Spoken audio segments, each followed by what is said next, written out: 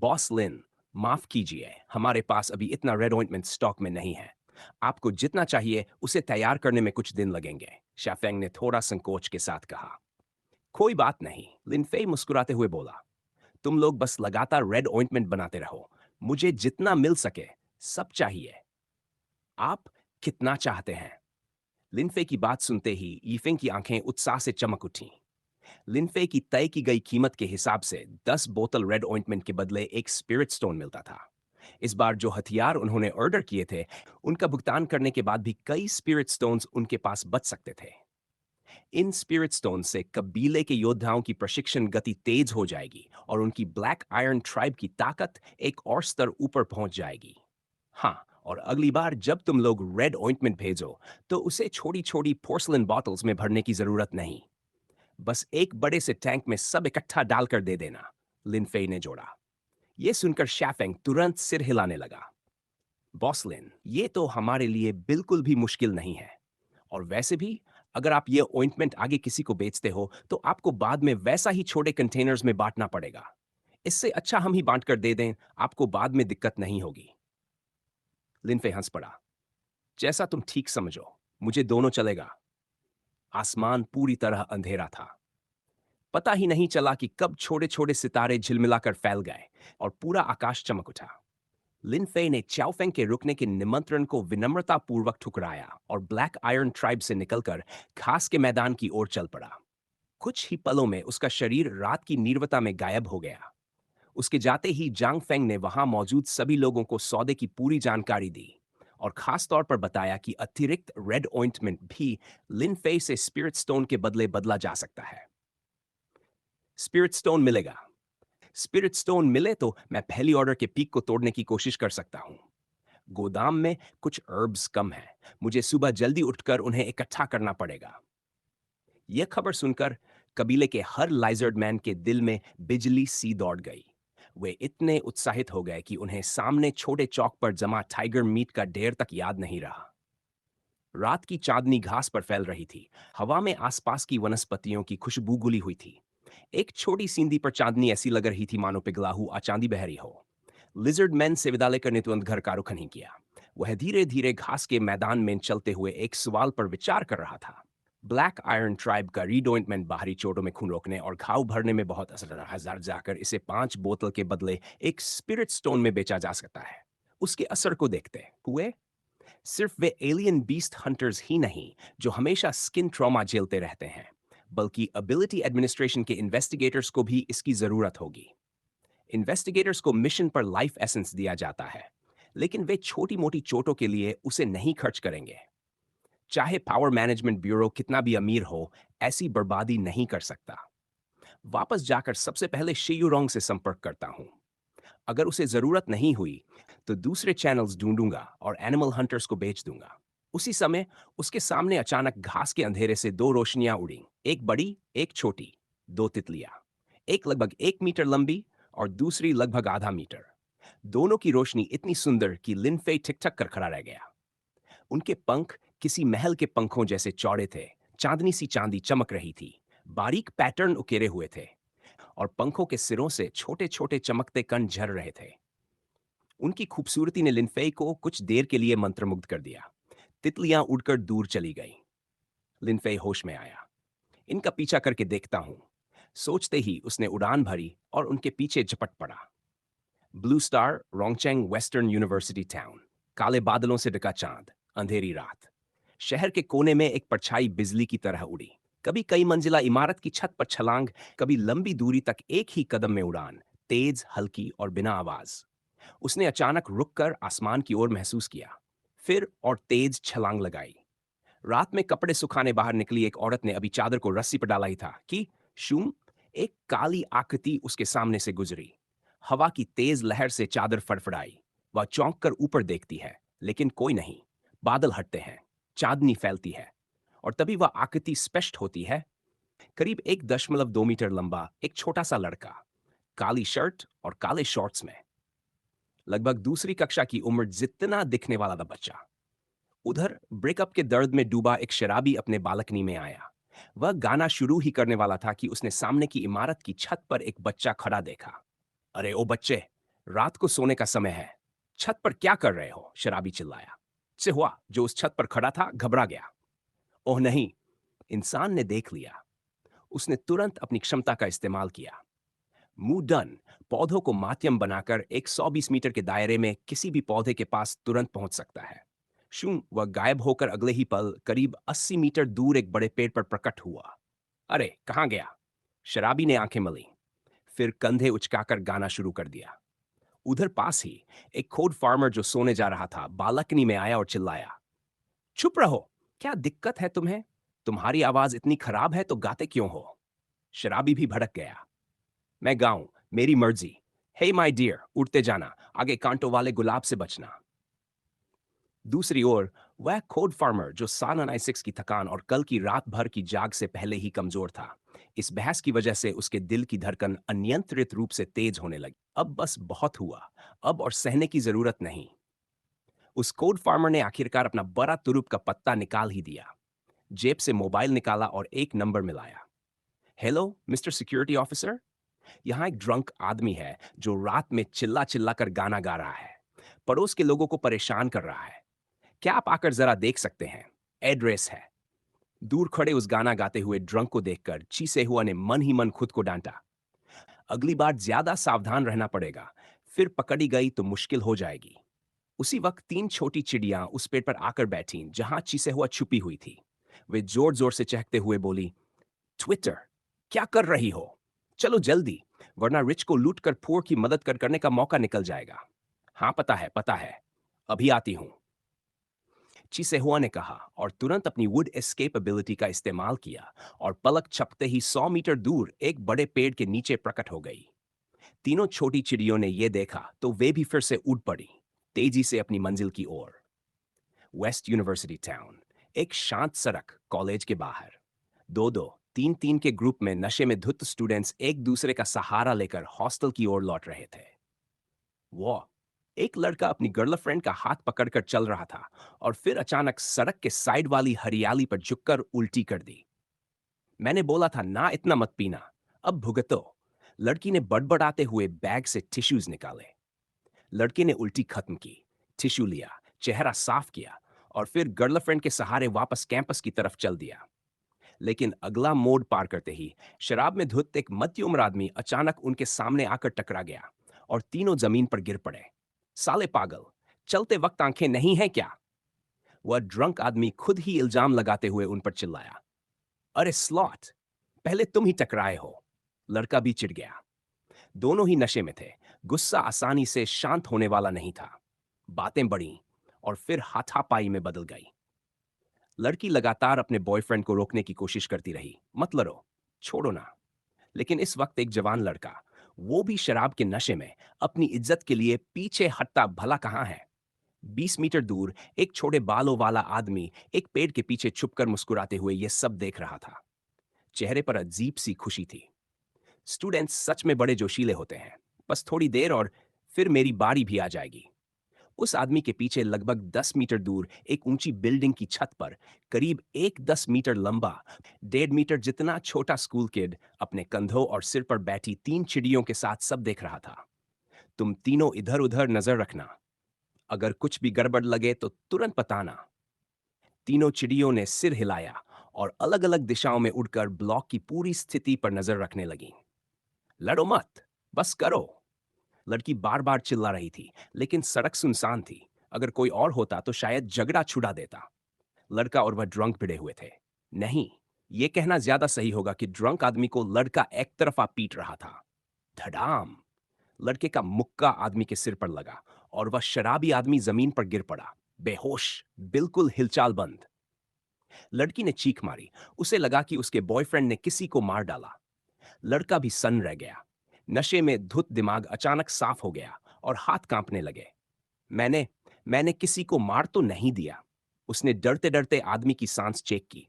लड़की तो डर के मारे सुन्न हो चुकी थी, समझ नहीं पा रही थी क्या करे। सांस चल रही है, बस बेहोश हुआ है। लड़का थोड़ा राहत की सांस लेते हुए बोला। लड़की के टाइट खिंचे हुए नर्व्स ढीले पड़े और वह फूट फूट कर रोने लगी। मैंने बोला था मत मारो, सुनते ही नहीं। अगर मर जाता तो क्या होता? मैन, लड़का भी सहम गया था। उसे समझ नहीं आ रहा था कि क्या जवाब दे। एम्बुलेंस बुलाते हैं, लड़की ने कहा। नहीं, फोन नहीं करना, स्कूल को पता चल गया तो मेरी बैंड बज जाएगी, लड़का जल्दी से बोला। लेकिन ये इंसान, लड़की फिर भी झिझक रही थी। कुछ नहीं हुआ इसे, चलो जल्दी निकलते हैं। वह गर्लफ्रेंड का हाथ पकड़कर जाने लगा, लेकिन तभी दूर से एक आदमी भागता हुआ आया। फेरो, क्या हुआ तुम्हें? वह आदमी बेहोश मिडिल एज्ड आदमी को झकझोरने लगा और अजीब बात, झटके से वह उठ भी गया। ओल्ड चैन, सिर में भयंकर दर्द है, इस लड़के ने मुझे मारा। ओल्ड वांग ने कमजोर आवाज में उस लड़के की तरफ इशारा किया। तुम? ओल्ड चैन ने गुस्से से लड़के को घूरा। लगता है तुम यहीं के स्टूडेंट हो।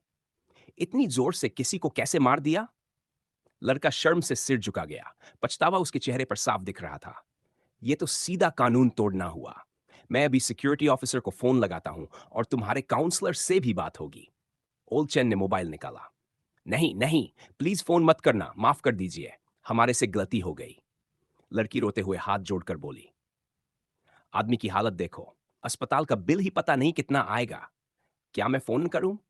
ओल्ड चैन गुस्सा शांत नहीं कर पा रहा था। प्लीज, अगर फोन किया तो मेरे बॉयफ्रेंड का फ्यूचर खराब हो जाएगा, रिकॉर्ड में चला जाएगा। लड़की रो रो कर बिखर गई थी। दोनों बड़ों का दिल पिघलता हुआ सा लगा।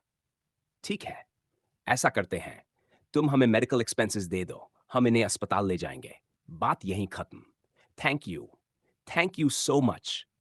लड़की ने बॉयफ्रेंड को पकड़कर आभार जताया। मेडिकल एक्सपेंसेस बस 10,000 युआन होंगे। ओल्ड चैन ने मीठी मुस्कान के साथ कहा। क्या? 10,000?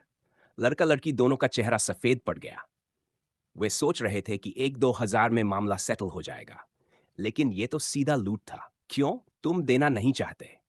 बूढ़े चैन ने असंतोष जताते हुए पूछा। उसकी आवाज अचानक ठंडी पड़ गई। नहीं नहीं, बात ऐसी नहीं है, बस ये 10,000 युआन बहुत ज्यादा है। मेरे और मेरे बॉयफ्रेंड के महीने भर के खर्चे मिलाकर भी 5,000 नहीं होते। लड़की ने सच सच कहा। 10,000 ज्यादा लगे? मेरे दोस्त का तो सिर अभी तक दर्द कर रहा है, पता नहीं कंकशन हुआ है या नहीं। अगर कंकशन हुआ तो तुम्हारे 10,000 तो कुछ भी नहीं है। बूढ़े चैन ने ठंडेपन से कहा। 10,000 तो सच में बहुत ज्यादा है, हम इतना नहीं दे सकते। युवक ने हिम्मत जुटाकर कहा। 10,000 से कम में तो माफ है, चलो मैं सुरक्षा अधिकारी को बुला लेता हूं। बूढ़े चैन ने दबाव डालते हुए फोन निकाल लिया। नहीं, मत बुलाइए, हम देते हैं। लड़की घबरा गई। शाओशी, हमारे पास इतने पैसे नहीं हैं। युवक चिंता से बोला। तुम अपने रूममेट से उधार मांगो, मैं भी अपनी रूममेट को कॉल करती हूं, थोड़ा थोड़ा करके जुट जाएगा, लड़की बोली। फिर दोनों ने इधर उधर कॉल करके पैसे जुटाने शुरू कर दिए। बूढ़े चैन और बूढ़े वांग ने बिना किसी भाव के उन्हें देखा। उनकी आंखों में सिर्फ तुच्छता और चतुराई तैर रही थी। Ding dong, ding dong. कुछ देर बाद रूममेट्स से पैसे आते गए। जैसे ही दोनों ने 10,000 पूरे किए और ट्रांसफर करने ही वाले थे, ठंडी सड़क पर एक मासूम सी बच्चों वाली आवाज गूंजी। पैसे मत देना, ये दोनों तुम्हें फंसाने आए थे। तुम लोग जितनी देर से बात कर रहे हो, मैं सब देख रहा था। क्या? युवक ने मोबाइल वापस खींच लिया। गड़बड़ हो गई, किसी ने देख लिया। बूढ़े चैन और बूढ़े वांग की शक्लें तुरंत उतर गई। चारों ने देखा, थोड़ी दूरी पर एक छोटी सी परछाई स्ट्रीट लाइट के नीचे खड़ी थी। जब वह पेड़ की छाया से बाहर आया, सबकी आंखें फैल गई। ये रात के सन्नाटे में एक बच्चा! अरे, ये तो बस एक छोटा सा बच्चा है। डर ही गया था। दोनों ठगों ने राहत की सांस ली। बेटा, जो तुमने कहा वो सच है, लड़की उम्मीद भरी आवाज में बोली। चिसेहुआ ने बिना भाव के सिर हिलाया और उसकी नजर सीधे बूढ़े चैन और बूढ़े वांग पर टिक गई। ये बच्चा बकवास कर रहा है, हम तो तुम्हारे मेडिकल बिल बचा रहे हैं। चलो, 10,000 नहीं चाहिए, अब सुरक्षा अधिकारी को ही बुलाते हैं, बूढ़े चैन ने चालाकी से कहा, उम्मीद की डराकर फिर से पैसे निकलवा लेगा। लड़की तुरंत घबरा गई। नहीं, हम ऐसा नहीं कह रहे। युवक भी अब उलझन में पड़ा था। बच्चे की बात सही लग रही थी, मगर वह जोखिम लेने की हिम्मत नहीं कर पा रहा था। जिसे हुआ ने पीड़ित को दबते देखा। उसने टीवी सीरियल वाले सभी नायक सीन याद कर लिए। आज मैं नायक हूं, उसने खुद से बेहद गर्व से कहा। ठीक है, मैं गिनता हूं 3 तक। अगर पैसे नहीं दिए तो मैं तुरंत सुरक्षा अधिकारी को कॉल करूंगा। बूढ़े चैन ने फिर दबाव बनाया। 3, 2, 1 सेकंड में लड़की फिर टूटने वाली थी।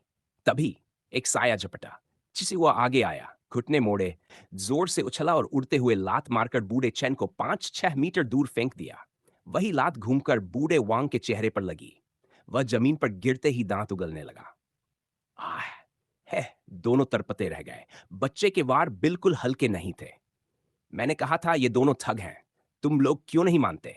दिमाग है या नहीं? सेहुआ ने तिरछी नजर से उस जोड़े को देखा। लड़की दंग रह गई। ये बच्चा कितना ताकतवर है और कितना क्यूट भी। युवक की हालत और खराब। इस बच्चे के सामने तो मेरी मार तो गुदगुदी थी। चलो अब ये मामला मैं संभालता हूं। तुम लोग जाओ। जुआ ने कहा। जोड़ा तुरंत धन्यवाद कहकर वहां से भाग गया। पीछे से बूढ़े चैन चिल्लाया, अरे रुक जाओ, मेडिकल बिल तो दे जाओ। धराम! सिवा ने बूढ़े वांग को पेट में ऐसा लात मारा कि वह उड़कर पेट से जा टकराया, सीधा बेहोश। अब बूढ़े चैन कांपने लगा। तत्तू पास मत आना। मैं सुरक्षा अधिकारी को बताऊंगा कि तुमने हिंसा की है। जैसे ही उसने मोबाइल पर कॉल करने की कोशिश की, ऊपर से एक डाली झटके से आई, उसके हाथ से फोन छीन लिया। नहीं, बूढ़े चैन चिल्लाया, लेकिन फोन जमीन पर गिरते ही चकनाचूर हो गया। वह की आवाज ठंडी थी। गलत काम मत किया करो। आज जान बच गई है। अगली बार इतना भाग्यशाली नहीं रहोगे। एक और भारी लात और चैन भी बेहोश। पप चीसे हुआ ने पैर झाड़े, फिर दोनों के बटुए उठाकर जेब में रखे। तभी स्पैरो बॉस उड़कर बोला, चीसे हुआ, सुरक्षा अधिकारी आ रहा है। शायद किसी ने इसकी चिल्लाहट सुनकर पुलिस को कॉल कर दी। चिहुआ ने सोचा। दोनों बटुए जेब में डाले और अगले ही पल उसने अपनी लकड़ी छलावरण क्षमता का इस्तेमाल करके वहां से गायब हो गया। जिसे वो अपनी एबिलिटी इस्तेमाल करके सैकड़ों मीटर दूर जा पहुंची। फिर उसने एक लंबी छलांग लगाई, सड़क किनारे की ऊंची इमारत की दीवार पर दौड़ते हुए छत पर पहुंची और वहां से एक इमारत से दूसरी पर कूदते हुए तेजी से घटना स्थान से दूर हो गई। निगरानी कर रहे छोटे चिड़ियों के झुंड ने जब देखा कि चिसे हुआ सुरक्षित निकल गई है, तो वे भी उसके पीछे पीछे उड़ते हुए निकल गए। कुछ ही मिनट बाद जब चिसेहुआ और उसके साथी वहां से जा चुके थे, 4 सिक्योरिटी ऑफिसर्स घटनास्थल पर पहुंचे और उन्हें तुरंत 2 बुरी तरह घायल आदमी दिख गए। शाओसन, तुरंत एम्बुलेंस कॉल करो। जी। शाओजाओ, आसपास का सर्वेलेंस चेक करो। शायद अपराधी का फुटेज मिल जाए। ठीक है कैप्टन। अमीरों को लूटकर गरीबों की मदद करना क्या होता है? चिसेहुआ के हिसाब से लूटे हुए पैसे अपनी ही गरीबी दूर करने में लगाना, यही robbing the rich and helping the poor की नई परिभाषा थी, जो उसने कई टीवी शो देखकर खुद बनाई थी। ये दोनों गैंगस्टर सच में बहुत गरीब हैं। चिसुआ ने अपने हाथ में पकड़ी 100 युआन को देखते हुए कहा। ट्विटर, हाँ बहुत गरीब दैफ, बहुत गरीब। तीनों गौरैया भाई फुदकते हुए बोले। फिर चिसुआ ने 100 युआन एक वॉलेट में रखे। दूसरा वॉलेट उसने पास ही पड़े कूड़ेदान में फेंक दिया और दूर दिखाई दे रही कन्वीनियंस स्टोर की तरफ चल पड़ी। आज की कमाई पिछली बार जितनी नहीं थी, फिर भी उसने फैसला किया, खुद के लिए एक बोतल फैट हाउस हैप्पी वाटर तो बनती है। Spirit world, lizard island. चमकता हुआ चांद आसमान में था और तारों की रोशनी घास के मैदान पर गिर रही थी। दूर 2 खूबसूरत विशाल तितलियां, एक बड़ी एक छोटी, हल्की धुंध सी चमक बिखेरते हुए उड़ रही थीं। उनके हर पंख चटकने पर छोटे छोटे सितारे हवा में छिटक रहे थे। लिनफे थोड़ी दूरी से उनका पीछा कर रहा था, ये देखने के लिए कि वे आखिर जा कहाँ रही हैं। दोनों तितलियों से फैलती स्पिरिचुअल एनर्जी अचानक बढ़ने लगी और उनकी चमक और तीव्र हो गई। उनके पंखों से झड़ते तारे अब और भी घने हो गए। कुछ ही पलों में वे दोनों गोल गोल चमकते प्रकाश गोलों में बदल गईं। एक बड़ी एक छोटी, और उनकी धीमी उड़ान अचानक अविश्वसनीय गति पकड़ गई। हिस! तेज रफ्तार से गुजरते शरीरों के कारण हवा चीखने लगी। लिनफे ने सिर्फ 2 तेज रोशनी की धारें देखी, जो रात के आसमान को चीरती हुई आगे बढ़ रही थीं। ये दोनों तितलियां इतना तेज कैसे उड़ रही हैं? ब्लू स्टार के जेट फाइटर्स को भी पीछे छोड़ दें।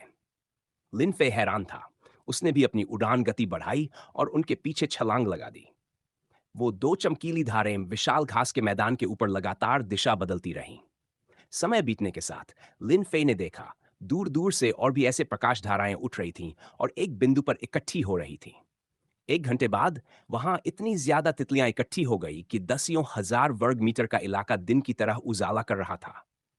ये आखिर करने क्या वाली हैं? लिनफे ने आश्चर्य से सोचा। 10 मिनट बाद ये विशाल तितली समूह एक झील जैसी जगह पहुंचा। रात के समय पूरे घास मैदान में कीड़ों की आवाजें भरी रहती थी, लेकिन इस झील के पास पहुंचते ही सब कुछ अजीब तरह से शांत हो गया। कुछ तो गड़बड़ है। लिनफेई ने मन ही मन कहा। झील के ऊपर पहुंचते ही तितलियों की चमक कम होने लगी और कुछ सेकंड में वे फिर अपनी सामान्य हालत में लौट आई। उनके पंख छटके और छोटे छोटे सितारे झील में गिरने लगे। पानी में गिरकर वे सितारे बुझ नहीं रहे थे, वे हल्की रोशनी बिखेरते हुए पानी में चमकते रहे। हजारों तितलियां एक साथ नाचने लगीं और दर्जनों हजार सितारे गिरते गए। सिर्फ 10 मिनट में पूरी झील सितारों से भर गई। झील अब रात के आसमान जैसी लग रही थी, जैसे आकाश का एक टुकड़ा काटकर धरती पर रख दिया गया हो। इतना खूबसूरत जैसे कोई ग्रैंड सेरेमनी हो। लिनफे दंग रह गया।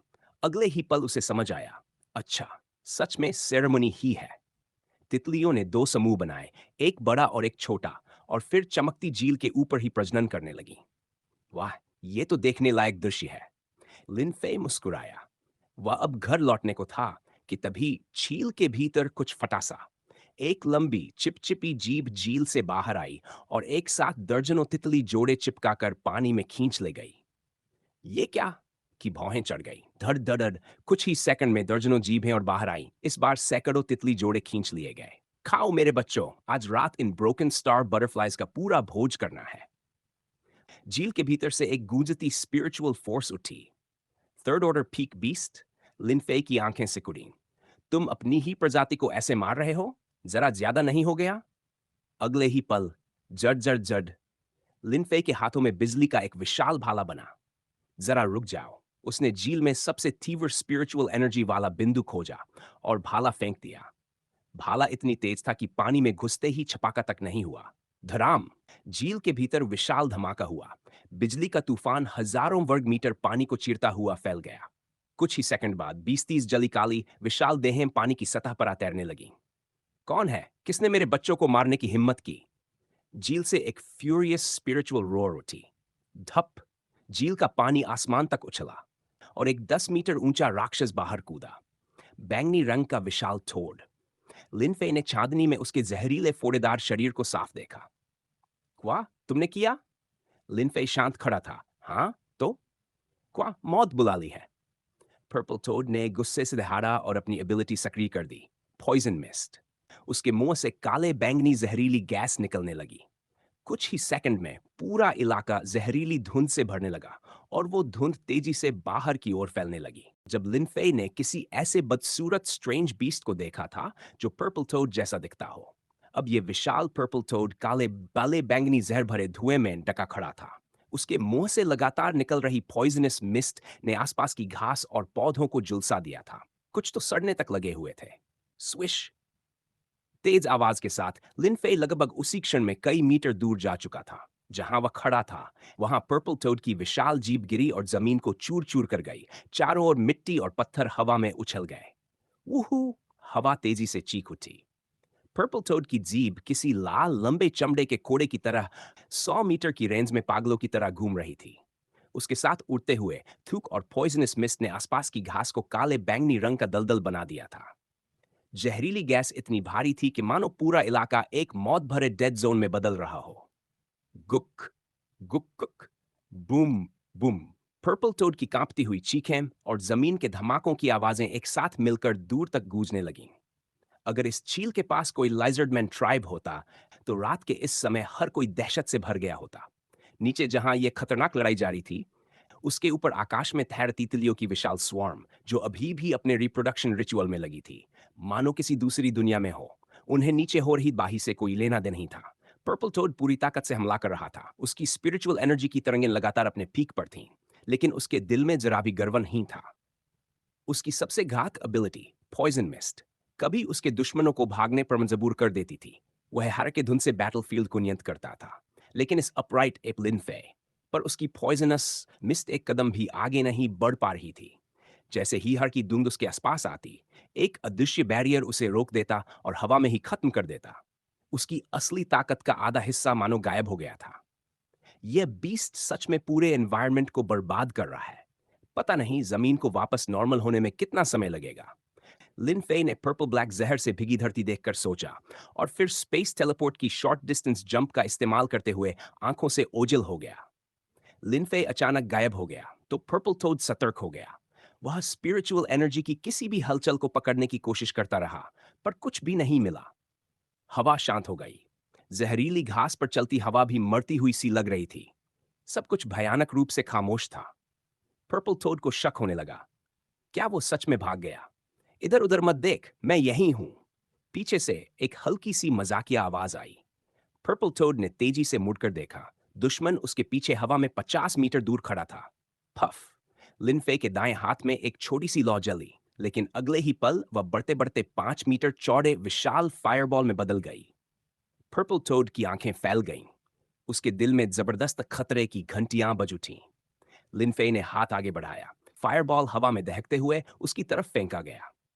थंडर, स्पेस, फायर, ये अपराइट एप 3 एबिलिटीज जागृत किए हुए है। लिजर्ड आइलैंड पर इस तरह की पावर आखिर कब प्रकट हुई? पर्पल टोड ने तुरंत प्रतिक्रिया दी। उसके पीछे के पैर जोर से धरती पर धंसे और वह एक ही छलांग में 30 मीटर ऊपर उछल गया। बर्स्ट! लिनफे ने हवा में ही फायरबॉल को डिटोनेट कर दिया। विस्फोट के साथ हुआ हीट वेव चारों ओर फैल गया। सैकड़ों छोटे छोटे फायरबॉल्स उससे पर्पल टोड को घेरने लगे। पर्पल टोड ने तुरंत अपनी लचीली जीभ फेंकी और लगभग 80 मीटर दूर खड़े एक बड़े पेड़ को लपेट लिया। फिर उसकी जबह ने खुद को सिकोड़ लिया और उसका विशाल शरीर झटके से उस दिशा में खिंचकर निकल गया। लिनफे का हमला फिर एक बार खाली गया। इस पर्पल टोड की जीभ का इस्तेमाल सब में कमाल है, लिनफे ने हैरानी से कहा। पर्पल टोड ने लैंड करते ही स्थिति तौल ली। ये अपराइट एप बहुत ज्यादा ताकतवर है। लड़ाई जारी रही तो नुकसान मेरा ही होगा। पफ! लिनफे के हाथ में फिर आग जली और इस बार फायरबॉल पिछली बार से भी बड़ा था। पर्पल टोड घबरा गया। अपराइट एप, अब इससे लड़ना बेकार है। यहीं खत्म करते हैं। तुमने मेरे बच्चों पर हमला किया। मैंने जवाब दिया। अब बराबर हो गए। मैं इसे आगे नहीं बढ़ाऊंगा। लिनफे ठंडे स्वर में बोला। अभी याद आया रुकना है? अभी कुछ देर पहले तुम पॉइजनस मिस्ट और जीभ से मुझे मारने पर तुले हुए थे। पर्पल टोड जल्दबाजी में बोला। हमारी कोई दुश्मनी नहीं थी। तुमने मेरे बच्चों को मारा, इसलिए मैंने हमला किया। तुमने भी मुझे जवाब दे दिया। अब दोनों बराबर। अब रुक जाएं। लिनफे मुस्कुराया। यूं ही छोड़ दूं? क्योंकि अब तुम्हें फायदा नहीं दिख रहा? अगर मैं कमजोर होता और रुकने की बात करता तो क्या तुम मानते? नहीं। अब तुमने शुरुआत की है तो कीमत भी चुकानी पड़ेगी। पर्पल टोड यह सुनकर आग बबूला हो गया। 20 साल से यह इलाके का राजा था। लिजर्डमैन भी इसे इज्जत देते थे और यह अपराइट एप इसे नजरअंदाज कर रहा था। तुम्हें बिल्कुल भी समझ नहीं है। ठीक है, आज या तो तुम बचोगे या मैं। फे हंसा। तुम या मैं? चलो फिर। लिनफे ने 7 मीटर चौड़ा तेजी से दहकता फायरबॉल पर्पल टोड की ओर धकेला। आवा चीरती हुई आगे बढ़ी। चिंगारियां चारों ओर छिटकती हुई। पर्पल टोड के दिल में घबराहट की लहर दौड़ गई। यह फायरबॉल पहले वाले से कहीं ज्यादा ताकतवर है। क्या यह अपराइट एप सच में लेवल 4 जैसी ताकत रखता है? उसके पास बचने के अलावा कोई चारा नहीं था। फायरबॉल जब सिर्फ 2 मीटर दूर रह गया, पर्पल टोड अपनी पूरी जंपिंग एबिलिटी के साथ अचानक उछला और आखिरी क्षण में फिर से हमले को चकमा दे गया। थम! आग का विशाल गोला घास पर गिरते ही जोरदार धमाके के साथ फटा। हवा में उछलता हुआ पर्पल टोड नीचे देखते ही डर गया।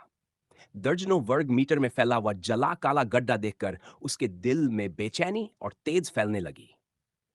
अगर मैं इस ताकत का अग्नि गोला सीधे झेल लूं तो जरूर बुरी तरह घायल हो जाऊंगा। क्या देख रहे हो तुम? अभी भी ध्यान भटक रहा है? लिन फे उसकी ओर प्रकट हो गया और मजाक उड़ाने वाले अंदाज में बोला। आवाज सुनते ही पर्पल टोड चौंक गया। फिर उसकी लंबी जीभ झटके से बाहर निकली और पास खड़े लिन फे की ओर बिजली की तरह लपकी। वह जीभ किसी लाल चाबुक की तरह उसके चेहरे की ओर बढ़ी। उस पर लगी स्पिरिचुअल एनर्जी उसकी मारक क्षमता को और बढ़ा रही थी। उसकी ताकत इतनी थी कि वह आराम से कई सेंटीमीटर मोटी इस्पात की प्लेट को भी भेद दे। धड़ाम! नॉन मोटिव बैरियर ने उस भयंकर जीभ को वहीं रोक दिया। एक भारी सी टकराहट की आवाज दूर तक गूंज गई। धत्तेरे की! इसकी रक्षा तो टूट ही नहीं रही। पर्पल टोड ने घबराकर जीभ वापस खींच ली। फुफ! अगले ही पल लिनफे का पूरा शरीर आग की लपटों में बदल गया। एक पल में वे लपटें फैलकर आसपास सब कुछ निगलने लगी। पर्पल टोड अभी कुछ समझ पाता, उससे पहले आग का तूफान उस पर टूट पड़ा और वह चीखते हुए नीचे जा गिरा। जमीन से टकराकर उसने एक उथला गड्ढा बना दिया। लपटें उसकी पूरी देह को लपेटकर और भी भड़क उठीं। आसपास की मिट्टी तपकर दरारों में बदलने लगी। पर्पल टोड ने पूरी ताकत से अपने भीतर की स्पिरिचुअल एनर्जी इकट्ठी की और उसे शरीर पर फैलाकर आग को रोकने की कोशिश की। धड़ाम! टूटी फूटी जमीन उसकी छलांग से चकनाचूर हो गई। वह अच्छी तरह जानता था कि उसकी स्पिरिचुअल एनर्जी ज्यादा देर तक इस आग को रोक नहीं पाएगी। इसलिए वह पूरी ताकत से झील की ओर कूदा ताकि पानी में घुसकर लपटों को बुझा सके। लिनफे उसकी नीयत तुरंत समझ गया। पर्पल टोड पानी में गिरने ही वाला था कि अचानक आग उसकी देह से अलग हो गई और हवा में घूमकर फिर से लिनफे का आकार ले ली। लिनफे ने हवा में हाथ बढ़ाया। एक अदृश्य दैत्याकार हाथ प्रकट हुआ और पर्पल टोड को पकड़कर झील से दूर वापस किनारे पर खींच लाया। बस 1 मीटर दूर पानी, और उसका पूरा शरीर बीच हवा में रुक गया। फिर एक झटके से पर्पल टोड किनारे पर जा गिरा। उसकी आंखों में निराशा घनी हो चुकी थी। उसे अब साफ दिख रहा था कि ये 6 फुट का अपराइट एट एप उससे कहीं ज्यादा मजबूत है। अगर पहले पता होता तो जन्म जन्मांतर तक इसे उकसाने की गलती नहीं करता। अब तो ये अपराइट एप मुझे छोड़ने वाला नहीं लगता। अब चाहे जान चली जाए, इसे भी थोड़ा बहुत दर्द महसूस करवा कर ही मरूंगा। लेकिन उसी पल, छपाक, किसी नुकीली ठंडी चीज ने उसके शरीर को आर पार कर दिया। छन छन जैसे ही गहरा बैंगनी खून उसके शरीर से बाहर निकला, हवा लगते ही वह एक पल में बर्फ के कणों में बदल गया। बर्फ, इस अपराइट एप के पास 3 से ज्यादा एबिलिटीज हैं। यह विचार मन में चमका ही था कि उसकी देह सुन्न पड़ने लगी। शरीर का तापमान तेजी से नीचे गिरा और कुछ ही सेकंड में उसका जीवन पूरी तरह बुझ गया। तीसरे लेवल के शिखर पर पहुंचा यह भयावह स्ट्रेंज बीस्ट चंद मिनटों में ऐसे ही खत्म हो गया। दूर झील में बचे हुए कुछ पर्पल टोड्स ने यह महसूस करते ही कि उनका बॉस मर गया है, डरकर तुरंत भाग खड़े हुए। पेट गिरते ही बंदर भागते हैं।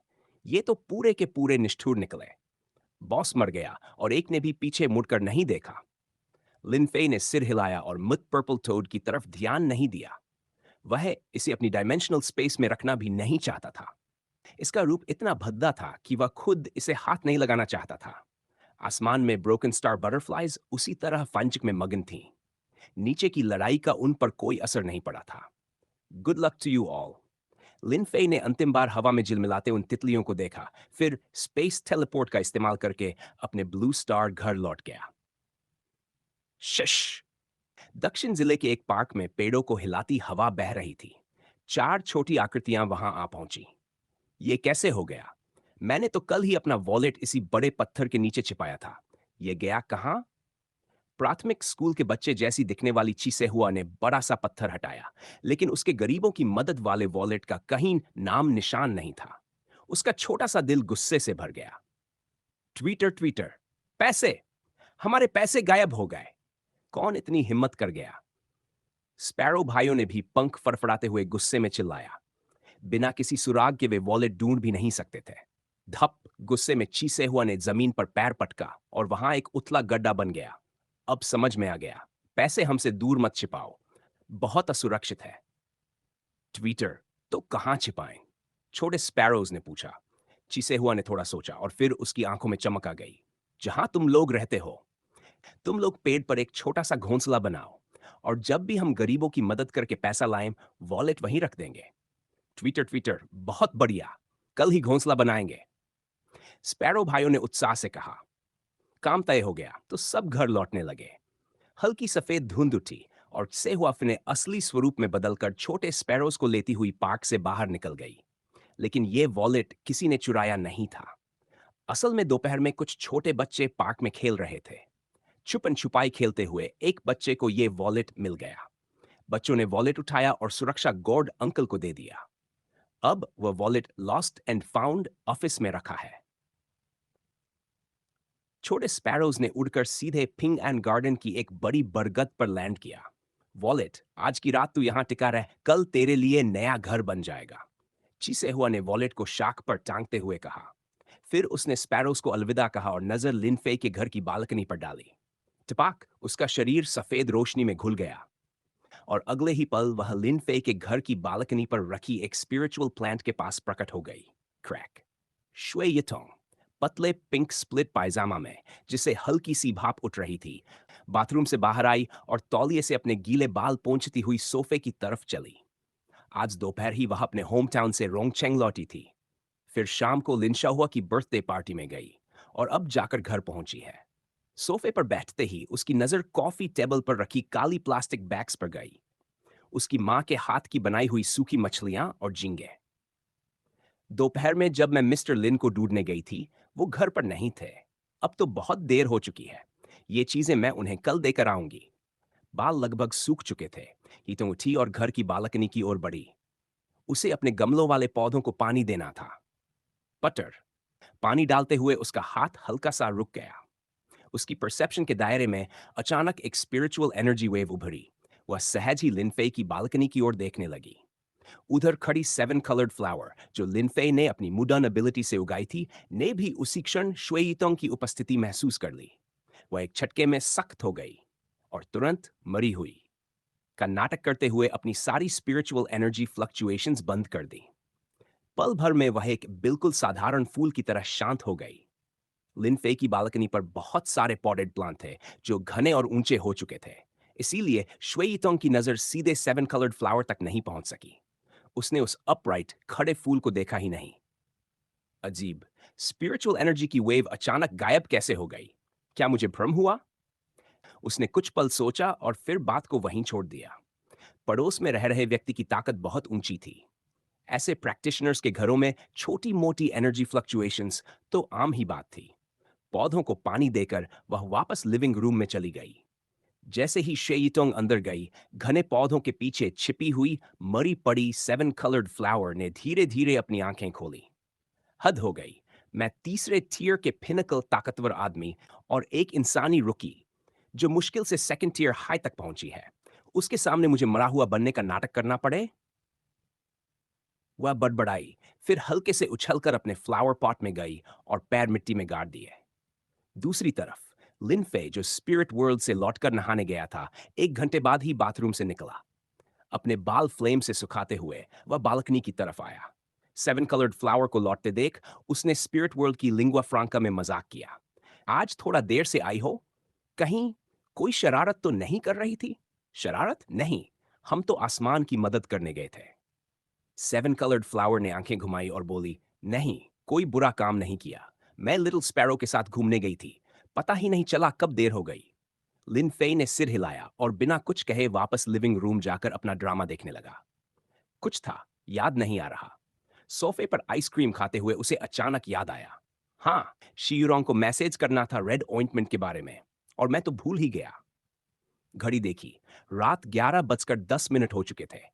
उसे लगा कि अब बहुत देर हो गई है, इसलिए उसने सोचा कि कल सुबह मैसेज कर देगा। अगली सुबह सूरज की सुनहरी रोशनी सरांग के दफ्तर में फैल गई थी। वह अभी अभी काम पर आई थी। वाटर डिस्पेंसर से गर्म पानी डालकर वह अपनी कुर्सी पर बैठी ही थी कि उसका फोन बजा। स्क्रीन देखी। वह हल्के से मुस्कुराई। जब लिन फे ऐसे मैसेज करे, मतलब कुछ जरूरी बात है। गुड मॉर्निंग चीफ शी, अभी व्यस्त तो नहीं? गुड मॉर्निंग, अभी अभी दफ्तर पहुंची हूं, फ्री हूं। मेरे पास एक बैच है रेड ऑइंटमेंट का जो ट्रॉमा हील करने में बहुत इफेक्टिव है। आपको चाहिए? शीरोंग ने भौहें उठाई। वह सोचने लगी कि लिनफे को उपचार वाली ये जड़ी बूटी वाली चीजें मिल कहां से गईं, पर वह जानती थी कि पूछने पर भी वह स्रोत नहीं बताएगा। हमारे पास ट्रॉमा के इलाज के लिए ऑइंटमेंट की कमी नहीं है, लेकिन अगर आपका ऑइंटमेंट हमारी वर्तमान दवाओं से बेहतर है, तो हमें जरूर चाहिए। मैंने कभी आपकी दवा इस्तेमाल नहीं की, मुझे नहीं पता उसका असर कैसा है। ठीक है, आप मुझे एक बॉटल दे दीजिए, मैं दोनों का कंपैरिजन कर लूंगी। ठीक है, मैं अभी एबिलिटी मैनेजमेंट ब्यूरो आ जाता हूं। Ding dong. लिनफे दरवाजा बंद करने ही वाला था कि डोरबेल बज उठी। उसने दरवाजा खोला। बाहर शुइटोंग खड़ी थी। गुड मॉर्निंग मिस्टर लिन, मैं कुछ दिन होम टाउन गई थी। ये मेरी माँ के हाथ की ड्राइड सी फूड है, सोचा थोड़ा सा आपको भी दे दूं। उसने मुस्कुराते हुए बैग आगे बढ़ाया। Thank you. लिनफे ने बैग लिया और मुस्कुराते हुए थैंक्ड किया। फिर उसने अपने ring shaped special spirit weapon से एक बॉटल रेड ऑइंटमेंट निकाली और उसे पकड़ा दी। ये क्या है? उसने पूछा। नया विकसित किया हुआ रेड ऑइंटमेंट ट्रॉमा के लिए। बहुत तेज हिमोस्टैटिक और स्कार रिमूवल इफेक्ट है। आप तो 20 हंस में लगी रहती हैं, आपको काम आएगा। मिस्टर लिन, मैं तो आपको छोटी छोटी चीजें देती हूं और हर बार आप मुझे इससे कहीं ज्यादा कीमती चीज दे देते हैं। ऐसा लगे जैसे मैं आपका फायदा उठा रही हूं, उसने थोड़ा शर्माते हुए कहा। लिनफे मुस्कुराया। मेरी नजर में ये सब बराबर है। इसमें कोई महंगा सस्ता नहीं और न ही कोई फायदा नुकसान। उसकी गंभीरता देखकर शेईतोंग खिलखिलाकर हंसी और अपने घर लौट गई। लिविंग रूम में बैठकर उसने हाथ में पकड़ी छोटी सफेद पोर्सलिन बॉटल खोली। साथ ही मधुर हर्बल खुशबू हवा में फैल गई। वाह, ये तो मेडिकल स्टोर्स की हीलिंग ऑइंटमेंट जैसी बिल्कुल नहीं लगती। खुशबू कितनी तेज है और रंग इतना सुर्ख और सुंदर। उसने अपने पायजामा का बटन खोला। उसके कोमल कॉलर बोन के नीचे लगभग 2 सेंटीमीटर की एक पतली सी पुरानी स्कार थी। इतनी छोटी कि सलान जाकर हटवाने की भी जरूरत नहीं थी। वह सोच रही थी, अगर भविष्य में किसी हंट में कभी ज्यादा चोट लगी, तब एक साथ सब स्कार हटवा देगी। करीब 1.8 मीटर ऊंचा एक छोटा सा टिरानोसोरस रेक्स जैसा स्ट्रेंज बीस्ट धीरे धीरे घात लगाते हुए लुओसोंग और बाकी लोगों के अस्थायी गैदरिंग पॉइंट की तरफ बढ़ रहा था। उसकी सूंघने की क्षमता बेहद तेज थी। दूर से ही उसे भुने हुए वेनिसन और ग्रिल्ड फिश की खुशबू महसूस हो रही थी। मिनी टीरेक्स धीरे धीरे गैदरिंग पॉइंट के करीब पहुंचा। वह दूर से यह देखना चाहता था कि सामने वाले लोग कितने मजबूत हैं। जब वह लगभग 50 मीटर दूर था, एक पेड़ पर लगाया गया चेतावनी उपकरण सक्रिय हो गया। उसने उसके अस्तित्व को पकड़ लिया और तुरंत अलर्ट भेज दिया। गांव जैसा छोटा हॉर्न डिवाइस जो गैदरिंग पॉइंट के बीचों बीच रखा था, तीखी आवाज के साथ बज उठा। मुसीबत, कोई सेकंड स्टेज मिड लेवल से ऊपर का स्ट्रेंज बीस्ट हमारे सुरक्षित क्षेत्र में घुस आया है। लुओसोंग, जो ग्रिल्ड फिश पलट रहा था, फुर्ती से खड़ा हो गया। सु मेंगलियांग और बाकी लोगों ने भी आवाज सुन ली। सभी ने अपनी सायोनिक वेपन्स निकाल ली और दो दो की टीम बनाकर 3 दिशाओं में मोर्चा संभाल लिया। 20 मीटर दूर पहुंचने पर मिनी टीरेक्स रुक गया। वह भी गैदरिंग पॉइंट की चेतावनी आवाज सुन चुका था। करीब 2 मिनट सोचा, फिर आगे बढ़ने का फैसला किया। उसके मन में एक ही योजना थी, अगर लोग ज्यादा हुए तो भाग जाएगा। उसने पूरी कोशिश से अपने स्पिरिचुअल एनर्जी के उतार चढ़ाव को दबा दिया ताकि खुद को कमजोर दिखा सके। अलार्म बजे 3 मिनट हो गए। स्ट्रेंज बीस्ट अभी तक दिखा क्यों नहीं? लुओसोंग बेचैनी से बोला। शशावछाड़ी जिस ओर लुओसोंग देख रहा था, हल्के से हिली। सुमेंग और बाकी लोगों ने तुरंत अपनी सेंसिंग एबिलिटीज उसी ओर केंद्रित कर दी। एनर्जी थी, पर बहुत ही कमजोर, अलार्म लेवल से कम। अचानक झाड़ियों के बीच से एक खतरनाक सा सिर बाहर निकला। उसने एक नजर लुओसोंग और बाकी 6 लोगों पर डाली और तुरंत समझ गया कि उनमें से 2 की ताकत लगभग उसी के बराबर है। बस तुरंत सिर अंदर किया। मिनी टीरेक्स ने अपनी second stage high level spiritual energy release की और बिजली की गति से भाग निकला। ये तो टिरानोसोरस जैसा दिख रहा था। लुओसोंग चौंक कर बोला। आते ही भाग गया। शुमेंगलियांग हैरानी से बोला, ये वाला ज्यादा समझदार लगता है। पिछली बार वाले बीस्ट की तरह बेवकूफ नहीं। इसे पता है कि जीत नहीं सकता तो भागना ही बेहतर है। एक second stage high level investigator हंसकर बोला। थोड़ा चर्चा करने के बाद उनमें से 2 लोग आसपास की गश्त लगाने चले गए। लुओसोंग और बाकी 4 लोग दोबारा खाना बनाने में लग गए। मिनी टी रेक्स तेजी से भागता गया। वह नदी के ऊपरी किनारे पहुंचा और वहां पहले से गिराई हुई हॉक बिल्ड फिश उठाई और उफनती नदी में कूद गया। गहरे पानी में जाता हुआ वह धारा के साथ दूर तक तैरने लगा। पिताजी ने कहा था कि ईगल हेडेड टर्टल वाला क्षेत्र एरेक्ट एप्स को पसंद नहीं करता। उसने दशकों पहले अपने इलाके से सारे एरेक्ट एप्स भगा दिए थे, लेकिन आज मैंने जंगल में 4-5 एरेक्ट एप्स एक साथ देखे। खतरनाक है। मिनी टीरेक्स मन ही मन सोच रहा था। गुर गुर, करीब 3 मीटर लंबी फर्स्ट स्टेज हाई सेगमेंट वाली फंगफिश उसकी तरफ तैर कर आई। 5 मीटर दूर पहुंचते ही उसकी आंखों में चमक आई और पानी की रस्सी जैसी एक मोटी लहर मिनी टी-रेक्स को बांधने लगी। मिनी टी-रेक्स ने हॉकफिश मुंह से गिराई और एक झटके में बंधन तोड़ दिया।